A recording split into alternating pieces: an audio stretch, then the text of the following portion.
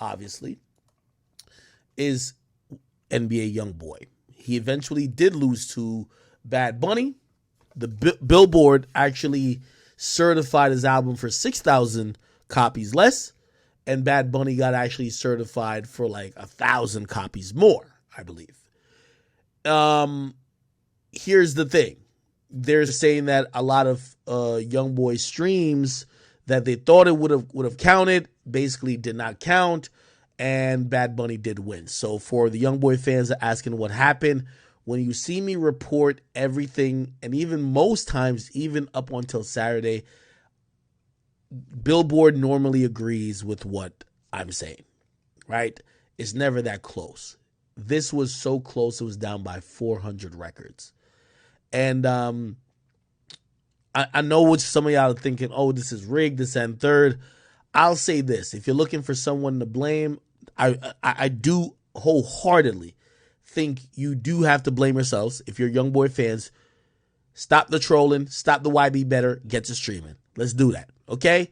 I say that to the Barbs, but I'm going to have to say to y'all, because that YB better shit don't look too good when that nigga number 2, okay? Who are you better than? Number 3? You're better than number 1. You got to be number 1 when you're doing that YB better shit. So all y'all fans, y'all got to get it together, right? So number 1, I'm gonna get it at the fans. Number 2, I'm gonna blame Youngboy a bit. Youngboy, I know he does care about this project, but this is an industry, and the way the numbers work is that you have to have some input and be involved in the process. And I know he may have communicated with his fans a bit, but he is absent of the process that makes that stuff work. Here's the problem with Youngboy. Everybody looks at his fan base, and I'm telling you right now, at this moment, Youngboy has more fans than a than a J. Cole, and even some people you might see sell over 250. He has more raw fans. The difference is they play the game. And when I mean play the game, it's not necessarily meaning they're whoring themselves out doing whatever, but they understand how to sell records. Youngboy's fan base is coveted by so many people in the industry. I know niggas who have sold 140 on their last project. I won't even say their name. When I talk to them, you know what they say? They say they wish they had Youngboy's fan base. So how are they outselling Youngboy? Let's start doing the math. Youngboy has a raw audience, but Youngboy could do a lot more. And unfortunately, the litmus test is the industry. There is nothing that accurately, maybe you could be like, oh, how many comments he gets in certain time, how does his YouTube go? But you can't really judge his authentic, organic fan base, which everybody wants. We're judging on the industry. If we give half of these artists Youngboy's fan base in terms of numbers, they're selling 300,000. Youngboy should be easily selling 150.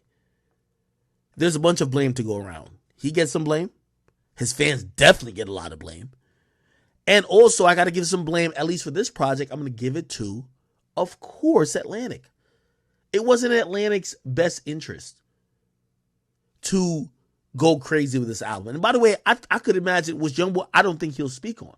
I think Youngboy was a little bit betrayed by Atlantic. I'll tell you why.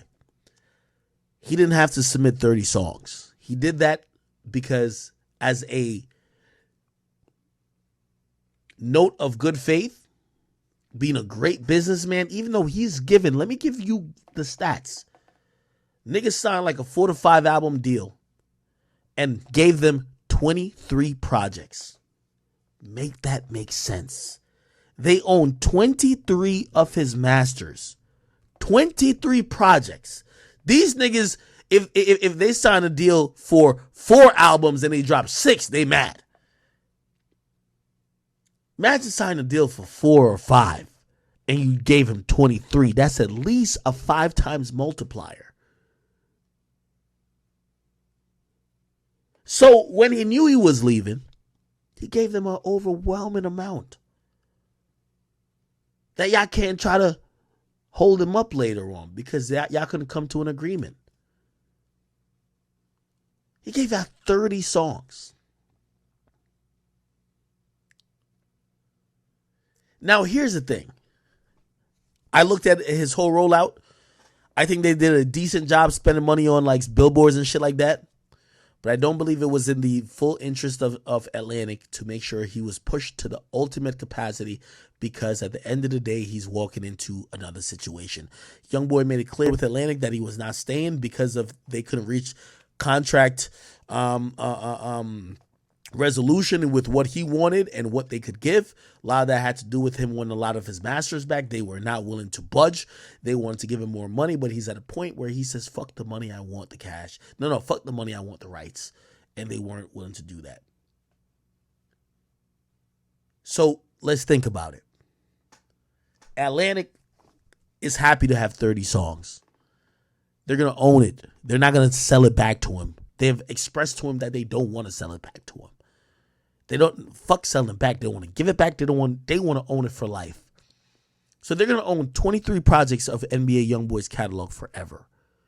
And for them, it's like, we don't want to give you the hottest start that you roll into your possible next situation, whether it's independent or otherwise, that we are basically losing out on your next project. You go get yourself back hot, or you go sell 200 on your own. But whenever you do sell 200, remember, those 23 projects you gave us, we're going to make money off. Because we ain't selling it back to you. And we're going to keep making money off of it. Because that's the game. That's the reality of it. So just like how I'm not going to call Meg Thee Stallion's album a flop. Because she did it to get off 1501. And I've talked to Cole Crawford. He's a cool guy. I hope to get him the pod. But of course, Cole Crawford want to make as much money as he can. But at the end of the day, he's still going to own those masters. He is. But he ain't going to put his last dime into promoting Meg when Meg walks free. The two free agents who are the most important right now is NBA Youngboy and Meg Thee Stallion. We know where Meg Thee Stallion is going. Meg Thee Stallion is going straight to Atlantic. She's going to sign with Atlantic. I believe that she'll be commanding a 8-figure deal. She will see the majority of that money and don't have to bust it down with nobody else. She will be happy.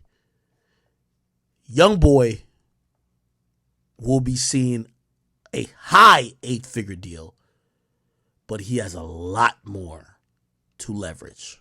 Masters and a lot more stuff. I'm going to keep it even. They both dropped this project to get off their labels. They both free agents. You can't tell me when a nigga been a free agent. I just interviewed PNB Rock. He say he's independent. Is he independent because he's a free agent, or is he independent because he got dropped?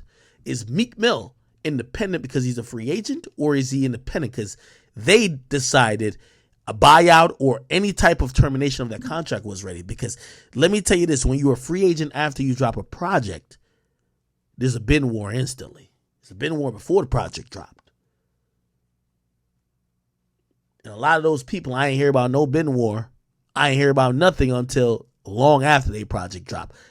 Unlike Youngboy, which we all knew was his last album. Unlike Meg Thee Stallion, which surprisingly, when she dropped her shit, last project. So, I know some man be like, oh, IQ coping. You chilling. Oh, what was you doing? I'm telling you from my heart, Youngboy should be a artist that sells over 200,000 copies first week. That's what I believe. That's what I seen his audience to be. That's what I watch niggas. I've watched niggas who sell more than him basically say, damn, if I had that fucking fan base.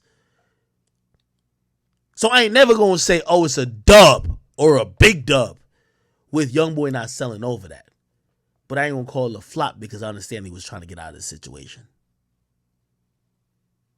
So now Youngboy's on the clock. To me. Wherever you go, you have the ultimate cars. You're the top 2 streaming artists in the last year. If it ain't Drake, it's you. And when the niggas try to play you up like, oh no, he's doing it by just doing quantity, fuck quantity or whatever, you're doing the numbers. You control all the cards. You control where you could go. You control the money you could get, the leverage you could have, the rights you could own. But you could press and leverage these motherfuckers to give you any type of promotion, anything you need to succeed. And by the way, knowing that, I know Youngboy ain't a sales type of nigga. But you don't got to be a sales type of nigga to realize that what you're doing for a label, they should be treating you as the guy. Atlantic don't got no Youngboy over there. Atlantic should be spending easily 8 to 15 million promoting your shit if you were still there. So wherever the fuck you going, they should be able to do that plus more. That's where I'll leave my opinion at it. I do think it's disappointing that he didn't get the number one. But again, coming off Atlantic, what we expect. We should see much better shit where he's able to control your narrative. And by the way, I think he knows himself. All that cussing out Atlantic shit, you off Atlantic. That shit's a dub. What you gonna do? Which label you about to cuss out now? You gotta do it now. You gotta do it. Because where people have seen or projected your fucking peaks to be is so fucking high. It includes, let me give you an example. See, Youngboy is a nigga who ain't never really been industry, but so was XXXTentacion. Let me tell you this, at the end of his life, or towards the end of his life, you know what X realized? All that you don't want to be mainstream shit, you're a pop artist. You're too big. You got to get with it. You're the guy. With the amount of money they gave his family, well, actually gave him, really. Y'all know the contract that X signed before he died? That's why y'all all mad at his mom. Yo, why his mom keep dropping me? Yo, X signed a deal that he was getting them bands, nigga. And when I mean bands, really them millions. And when I mean them millions, tens of millions. You gotta keep dropping.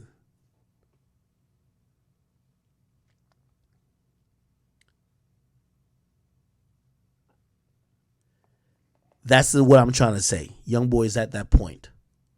He's at that point where I don't think he could be an underground artist anymore. He can't be the artist that only the YB Better fan base loves. He's a international superstar.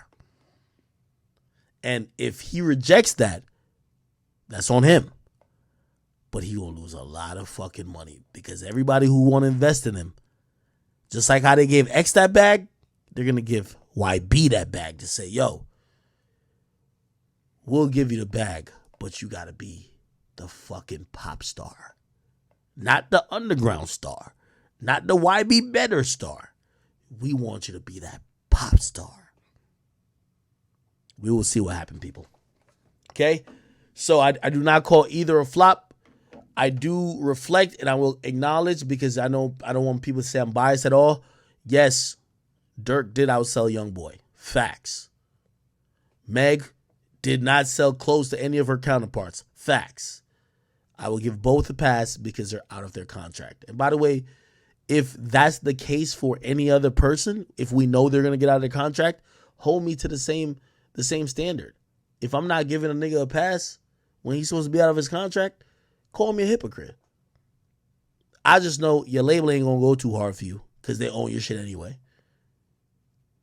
And they ain't trying to give you a head start going to your new situation. See Meg, see Youngboy. All right, okay. Let's keep this stuff going. Put that